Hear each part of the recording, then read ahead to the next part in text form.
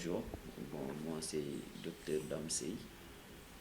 Je suis enseignant-chercheur à l'université Iba Der Thiam de Thiès, plus précisément à l'UFR Sciences et Technologies et département de physique-chimie. Je suis en quelque sorte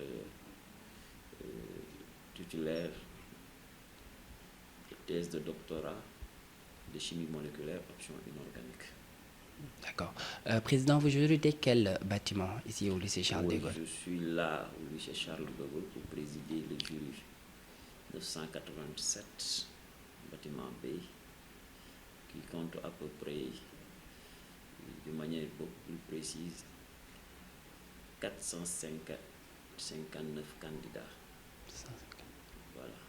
Ok. Donc, composé de deux séries, la série L2 et la série L'. Comment s'est passé le déroulement des examens le premier jour et ainsi qu'au troisième jour?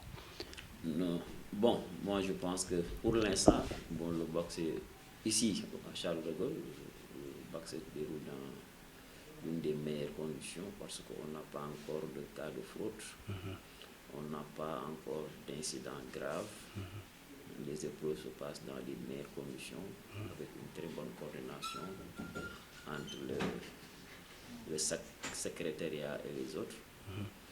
Donc, je pense que pour l'instant, il n'y a pas de problème. J'espère que vous n'avez pas eu des élèves qui ont eu des problèmes de santé, également qui ont eu à perturber un peu les examens.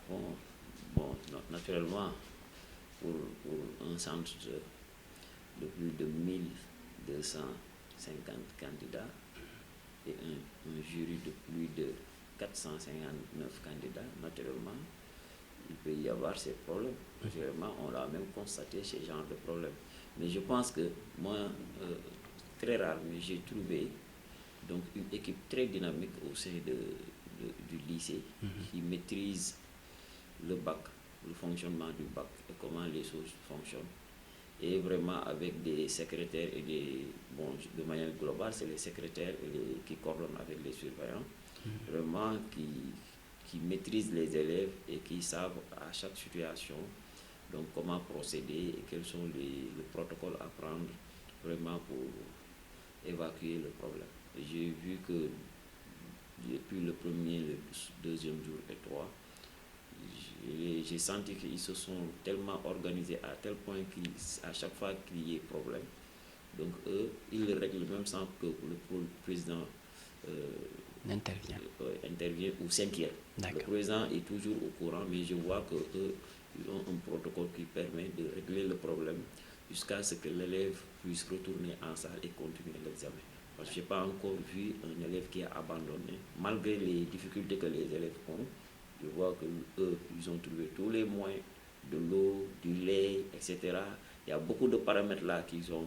J'ai vu même pour le problème des jeunes filles là, tout ça, ils ont anticipé sur ça. Parce que je vois que des fois avec le stress, il y a des trucs qui peuvent être déclenchés. Effectivement. Et je vois que c'est des braves dames qui ont anticipé sur tous ces éléments-là. Et à chaque fois, ils ont la solution avec eux et ils règlent le problème automatiquement. Et ça, c'est important. Pour dire que ce n'est pas le président seulement qui gère le bac, mais c'est une équipe. Surtout, il y a une équipe très dynamique et avec une très bonne coordination, il n'y aura pas de problème. D'accord. Depuis tout à l'heure, on vous voit travailler sur les livrets de baccalauréat. Est-ce que vous pouvez nous parler de son importance? De manière très brève, moi j'ai l'habitude de le dire et je ne cesse de le dire. Donc le livret, c'est important, c'est plus que important. Parce que c'est le livret qui trace le parcours de l'élève de la seconde à la terminale. Donc comme c'est lui qui trace le parcours de l'élève de la seconde à la terminale, donc le jour du bac, c'est l'évaluation générale. Mais après avoir évalué l'enfant, cet enfant-là ou cet élève-là, il n'a pas seulement consacré 3 jours de sa vie pour faire des épreuves, donc après on l'évalue sur ça. Parce qu'on peut venir jusqu'au bac et vraiment ne pas se sentir à la hauteur vraiment de nos capacités.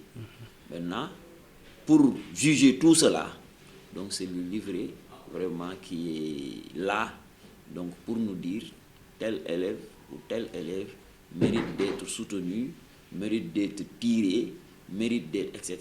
Donc c'est de la seconde à la terminale. Donc la moyenne à seconde, première, terminale, et la décision du conseil de classe. Tout ce que l'élève a eu à faire durant son parcours. D'accord. Peut-on parler donc d'un outil de plaidoirie pour, oui, pour les en quelque élèves? sorte, moi je dis que donc, le jour de la délibération, personne n'est là. Ça veut dire que c'est les enseignants. Chaque matière est représentée par un enseignant. Effectivement. Donc le prof de philo, la philosophie est représentée par le prof de philo. Les mathématiques sont représentées par le prof de maths. Les sciences physiques sont représentées par des profs de sciences physiques, etc. Les matières sont représentées. Donc avec un secrétariat donc, et un président de jury qui est neutre, qui n'a pas de matière. Moi, le président de jury n'a pas de matière, mais les matières sont représentées. Maintenant, on doit juger qui? L'élève à qui on avait demandé d'apprendre ces matières, ou que ces matières sont représentées par quelqu'un. Maintenant, il faut que cette personne aussi soit représentée. Donc, pour que ça soit équilibré, et que cette personne-là, c'est le livre qui le représente. Et parfois également, les élèves ont tendance à dire que les enseignants sont trop sévères avec la correction. Pour un peu pour parler de critères d'évaluation, comment sont notés ces élèves? Je pense que le bac est tellement organisé, c'est l'examen le plus sérieux au Sénégal.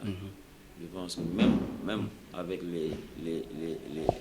les enseignants, ici à Saint-Louis, après chaque épreuve, tous les enseignants doivent se trouver quelque part, ensemble, sur place, avec un coordinateur de tous les enseignants de cette matière, pour faire la correction eux-mêmes, fixer les critères et déterminer tout ce qu'ils doivent se passer.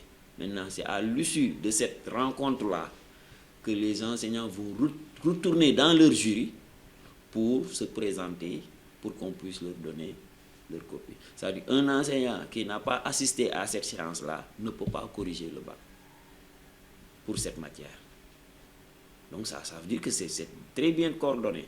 Maintenant, il y a deux possibilités. Les enseignants aussi, ils corrigent. Maintenant, ils sont contrôlés aussi par un coordonnateur pour voir est-ce que la correction est harmonisée.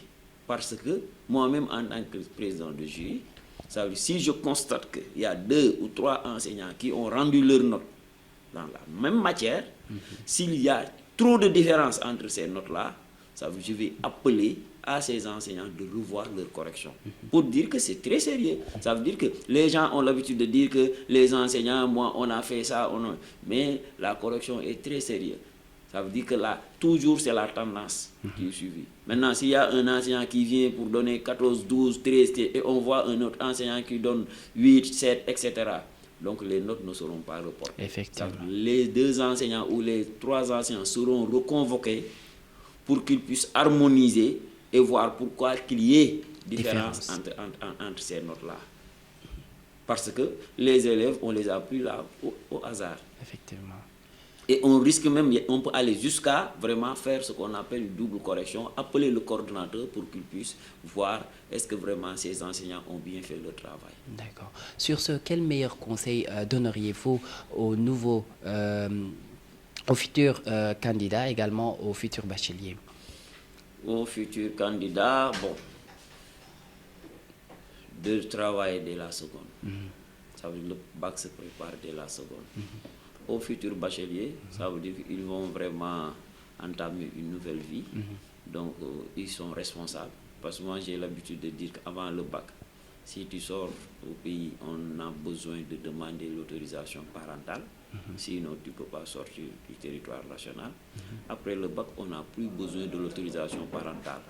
On a besoin seulement de l'autorisation de sortie. Ça veut dire qu'avant le bac, on te considère comme quelqu'un qui est encore jeune et non responsable. Après le bac, on te considère étant quelqu'un qui est responsable, qui peut prendre ses décisions, qui peut voyager et aller partout dans le monde.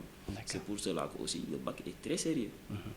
Que serait votre dernier mot face aux téléspectateurs qui vous regardent?